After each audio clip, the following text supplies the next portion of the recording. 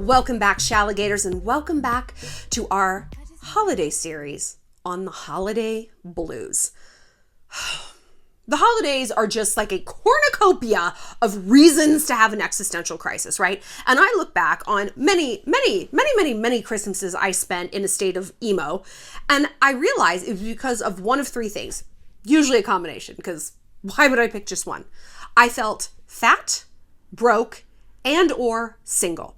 The hybrid, the hideous trifecta of these three things led me to have spirals. I mean, I remember just being beside myself with this weird existential grief for so many Christmases. And the thing that really sent me was being single. Because fat, I was like, okay, this is my fault. We're going to get on the horse afterwards.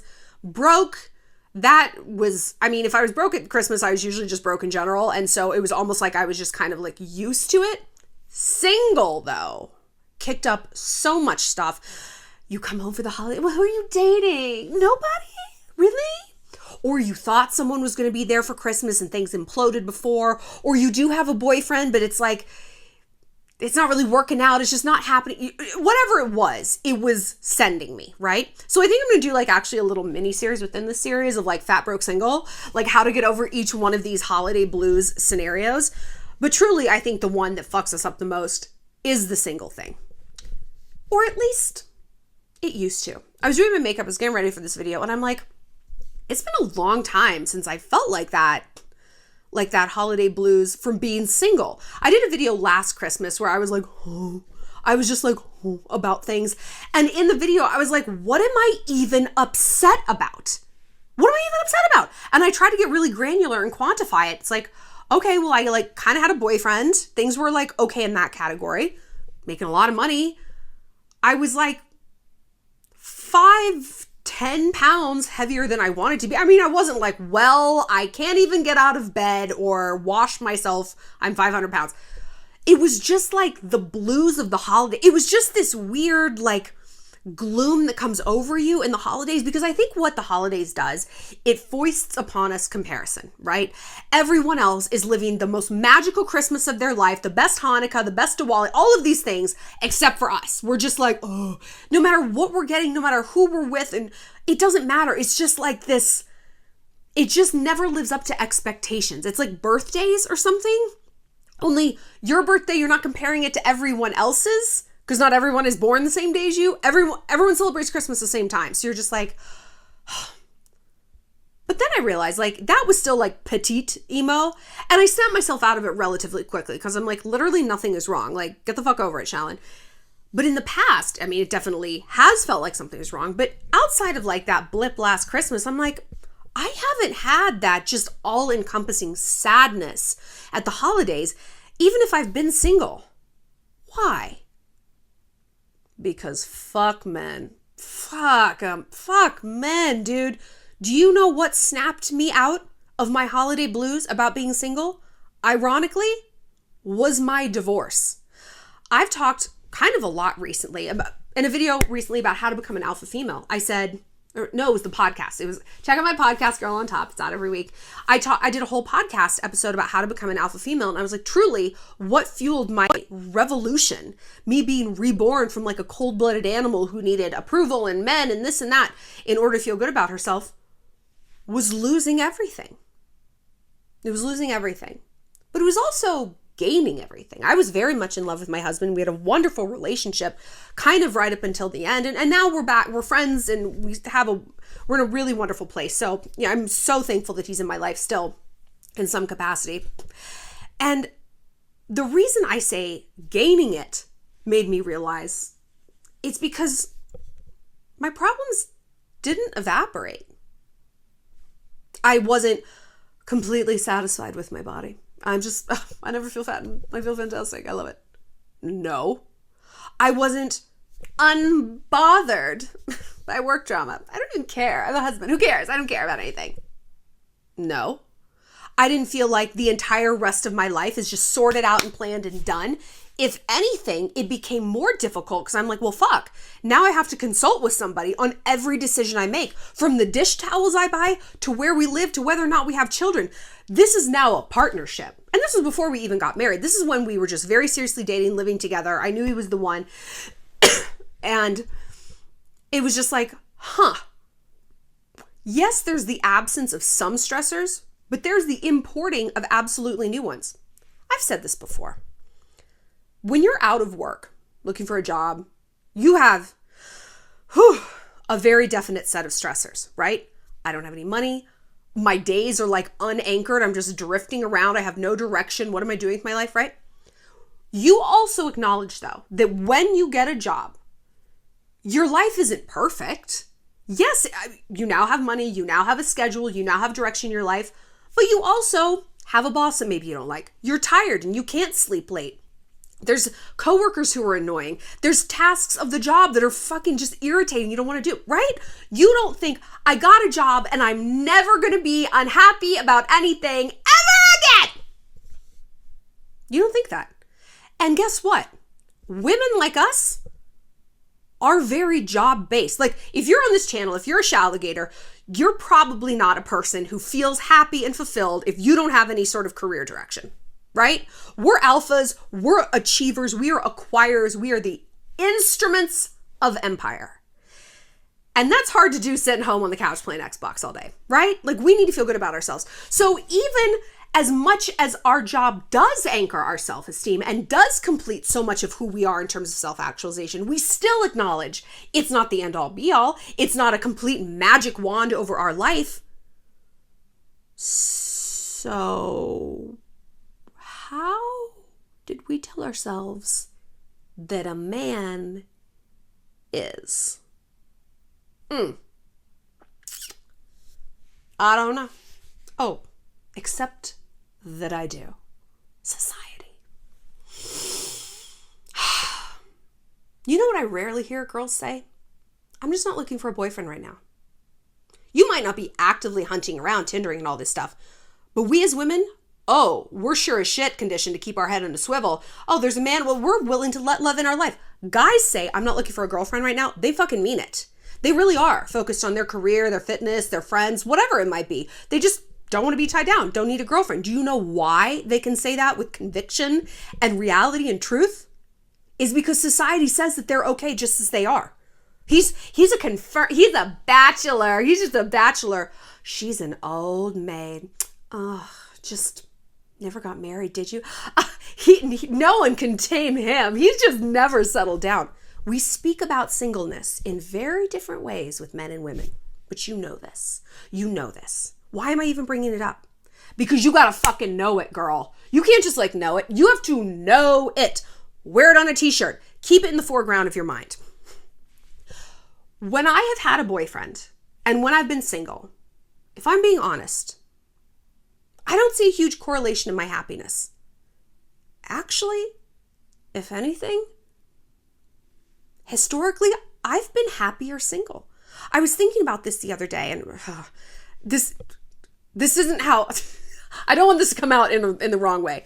I'm so happy with my boyfriend and everything, but it's an adjustment. It's now a we, it's not an I. I'm new to Montana. I'm new to this state. There's a lot of things that I want to go do, a lot of people I want to touch with my hands and my mouth. And like, I don't, it's like I've chosen my boyfriend. Okay. But it's like, it's an adjustment. It's getting the job. There is the absence of certain stressors. I don't have anyone to talk to about my day. I don't feel like I have someone who understands me. There's no one to hold me tight. I'm not getting laid. Those are gone. That's out the window. I'm in a good, healthy, happy relationship. So those stressors are gone. But there's the importing of other stressors. And I say this because we cannot keep romanticizing having a fucking man in our lives. We cannot, because they give us so many problems. The right ones don't, but even the right ones, I found a right one. Even the right ones, like I said, there's just a layer of things that now you're dealing with. Whether it's aligning your goals, whether it's, I really don't want to have sex tonight, please stop touching me. Whether it's, I don't like his friends, whether it's we might live in different cities one day and we don't have the same goals going forward, but we're happy now. There's things. One thing I want you to remember is that life doesn't stop if you're single. I'm just so exhausted with the concept that the worst thing that can befall a woman is that she's single. She's divorced, she's never married, she's never even been married, she's never even had a boyfriend. Why is this the monster under all of our beds? Who got to decide that for us? And why the fuck have we swallowed it hook, line, and sinker for literally centuries? Now, centuries ago, maybe it was true. She doesn't have a man, she's not going to survive the winter. She doesn't have a man, she's not going to survive the invading barbarian hordes. Fun fact, do you know why they were called barbarians? So the barbarian hordes were from like Germany, there were Goths, Visigoths, during the time of the Roman Empire. It's because to the Romans, their language sounded like bar, bar, bar, bar, bar, bar, bar. And so they're called the barbarians. It's like if people called Asians like the Ching Chong language. Like, what? Like, that would be insane, right? Can you imagine? That would be insane. Or the French, if they called the French like the ho-ho-hos. They're coming over the hill. The ho-ho-hos are on their way. Like, it would just be crazy. So anyway, we've got to stop thinking that the only thing that's going to complete our life has a penis. My dog is a boy. It has a penis. He's completed my life more than any human male with a penis has. Okay? So if you're like, I don't have a man, I want you to get granular. I want you to ask yourself, what does a man mean? Because if we look at it, it's like, yeah, I mean, it'd be nice to have a boyfriend. It would be nice to have someone who loves me. Okay, we're getting closer. It'd be nice to have someone who loves me. Why? Well, I mean, he would listen to me. Okay. Do you feel like you're not being listened to? Do you feel like you have friends who understand you? No. That's where you start. Friends over boys. Chicks over dicks. Uteruses over deuteruses. This is what we need to be focusing on. I see an incredible correlation between my happiness being single and the strength of my female relationships. And yes, my divorce kind of like snapped me out of this idea that a man's going to fix all your problems and, you know, and also that life will grind to a halt if you don't have one. I was like, no, I lost the love of my life and life actually went on. That's crazy. So maybe these monsters under the bed really aren't that scary. Maybe I can defeat them. But once I got out of that marriage, I had nothing but time and I really dove into my friendships. You know, I mean, I never abandoned my friends. And this was a point of contention in my marriage that I would prioritize my friends over my relationship. And I know that that was a correct indictment. And I feel a lot of guilt about that. But I just kind of kept on doing it after I got divorced, you know, and my friends were really there for me. And it's like, I felt understood. And I got those warm and fuzzy things that I thought I could only get from a man. Someone to listen to me, someone to give me advice, someone to tell me, you're fantastic, you're good enough. When I would think back, historically, men were never the ones telling me that. It was always my girlfriends. They were always the memory keepers, the cheering squad. It wasn't the boyfriends.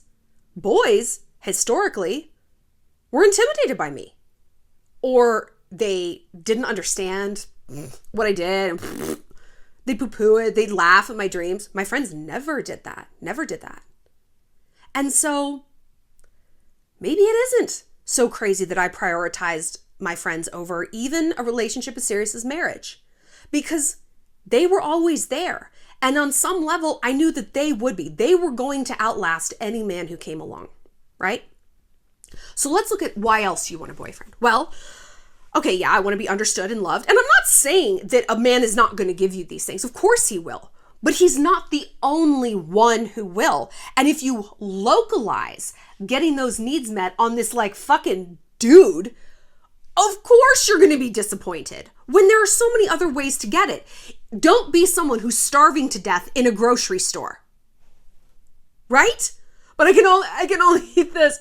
There's food fucking everywhere. If you need to get your needs met, I promise you, whatever that need is, it's not only at the hands of a man. And don't say that it's all down to sex. We have machines for that. Even when we're like, oh, like I'm horny, we don't want like an orgasm. Like we can give that to ourselves in 30 seconds. We want like the weight of a man on top of us, right? We want to be touched. We want intimacy. Okay, great. But you aren't upset and crying under the Christmas tree and feeling bad about yourself and feeling like your life has no direction simply because you lack the weight of a man on top of you. That's not it. It's deeper than that. So what is it? Okay, we went through, I want to be listened to. I want to be loved. I want to be heard and appreciated. Friends will do that. This is the other big one. What am I doing with my life? Where am I going with my life? I don't even have a boyfriend. And I'm this old and my parents are asking, where are you going with your life? You know what the key word there is? You. Where are you going with your life? Two people don't drive a car at once. One person is driving and the other person is the passenger. You are driving your life. So even if you have a man, he's in the passenger seat. You still have to be driving your life. When I said, where are you going with your life? I didn't say, where are we going with your life? Where's the joint partnership, the co-business of you? It's not a partnership. It's a you-ship. It's not a democracy. It's a shallocracy. It's a Hannah-ocracy. It's a Caitlyn-ocracy. It's a Mackenzie-ocracy, right? If you felt like your life was moving in a positive direction, I'm going to law school, I'm going to med school, I'm becoming a graphic designer, I'm becoming a YouTuber, I'm growing my brand, then a man would not be this thing, oh my God, I have to have it to anchor me, to give me purpose. It might actually be that a man is kind of a distraction. I love hanging out with my boyfriend, but the nights when I'm like, oh, I don't want to.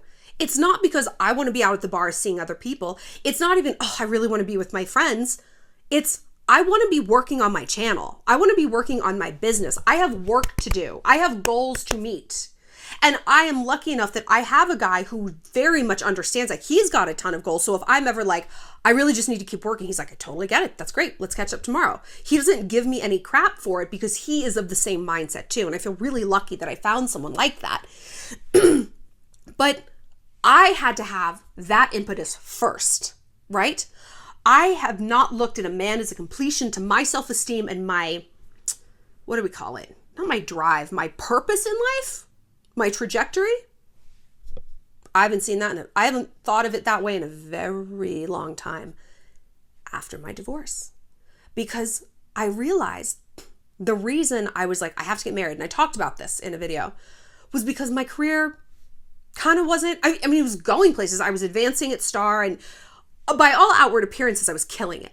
But I didn't feel fulfilled. I didn't have this channel. There was a dream unrealized within me. And even though I was doing great to the outside world and on paper, and I didn't feel like I was a slouch, there was something I wasn't pursuing. Several things. There was a psychological itch that wasn't being scratched. So I thought, I know what'll scratch it. A man. If I have a husband, if I have this relationship that I've just thrown myself into and decorating, I'm nesting, crockpots, then no one is going to ask me the question that needed to be asked. Are you living up to your potential? Because you've got a lot of potential. Are you really doing it? The only person who did ask was my friend Nassim. She used to be on Saturday Night Live. And she sat me down one day. She's like, the fuck are you doing at Star? What the fuck are you doing at Star? You're one of the funniest girls I've ever even met. She was on Saturday Night Live. She knows funny women. She's like, you stay there because it fulfills just enough of your creativity so that you don't feel truly lacking, but therefore you never leave. It's just this like vague snake eating its own tail, sort of at this low grade simmer. And I was like, I felt so called out. I felt so attacked, and she was not wrong. So when I got laid off, it was such a blessing. I mean, it didn't feel like it. I was packing up my desk and filing for unemployment, but it was, because she was right. Are you doing that? Are you just in this sort of middling area? Man's not going to fix that. It's not going to fix that. No, a man is not your dream. He just isn't. Maybe being a mother is your dream. Okay. What is it about motherhood that's your dream? Is it nurturing something, growing something, passing on wisdom? Maybe you could get that starting a YouTube channel where you give advice to people. Maybe you could get it volunteering down at the youth center, being a big brother, big sister. Maybe you could get that without needing a man. A man might be a roadblock to a feeling that you could have if you just removed him and figured out a different fucking route to that end goal, to that destination that you want to end up in. I want to be heard. I want to be loved. I want to give knowledge. I want to grow something. I want to do. You don't need a man to do any of these things. None of them. You need a man to feel the weight of a man on top of you. You need a man to fuck you like a man fucks you. Outside of that, girl, come on. So if you got all these other boxes checked, imagine the freedom you could feel if you're like, I actually only need a guy to get laid. Wow. Imagine what a savage you could be. Imagine how you could clear cut through fuckboys on Tinder. Get rid of those exes. I don't need you. I don't need you. You're not a getaway car for me. You are 220 pounds, 6'4" of a weighted blanket that moves against me and replaces my vibrator every once in a while. Then you can look at men a little bit more objectively, and you can look at your life as a success, as a glass half full, not as a failure, not as behind schedule. You can look at where you are as exactly where you need to be. And I can't think of any better present than that. We're going to keep this series rolling along so that by the time the big man comes down the chimney or that last candle is lit on the menorah, we're feeling pretty good about ourselves. I'll see you later, Shalligators.